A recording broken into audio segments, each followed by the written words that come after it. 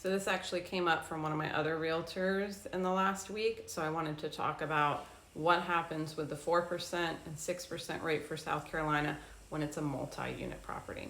So for some counties in South Carolina, if you have a duplex, for example, and you are living in one side and you're renting the other side, you can still apply for your primary residence form. And some counties will tax the entire duplex or triplex or quadplex as a 4%. However, many counties in South Carolina will not. Shouldn't surprise you that they want their money. So many counties will list it as what they call a mixed assessment, meaning part of the property is being used for one thing, part of the property is being used for another thing. So they will tax your side of the duplex that your buyer's living in at 4%. They will tax the other side that's being used as an investment property at 6%. From the lending side, if it's a primary on one side, we can still consider it a primary residence and we can give them interest rates for a primary residence. It's going to depend what the tax assessor's office sends over for what taxes we have to estimate. But if they believe it's also being used as a primary residence, they will typically send us a 4% tax estimate. And that's what we use to qualify. However, we have to warn buyers, this does not mean this is what your mortgage is actually going to be.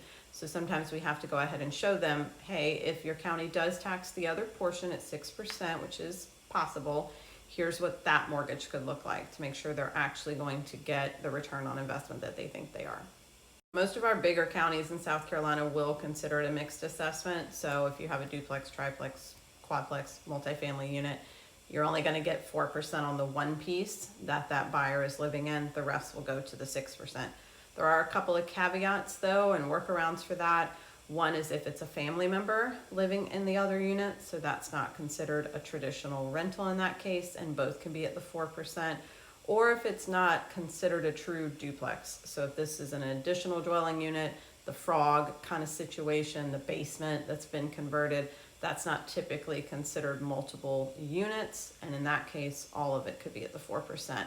But it is a really good idea when you have buyers that are looking at duplexes and quadplexes, etc., to go ahead and pre-warn them of, hey, we want to talk to the lender here. There's a good chance it's not going to be 4% for your taxes on both. So you want to make sure your numbers are going to math the way you think they're going to math. If you have any questions though for our counties or for your specific buyers, feel free to reach out.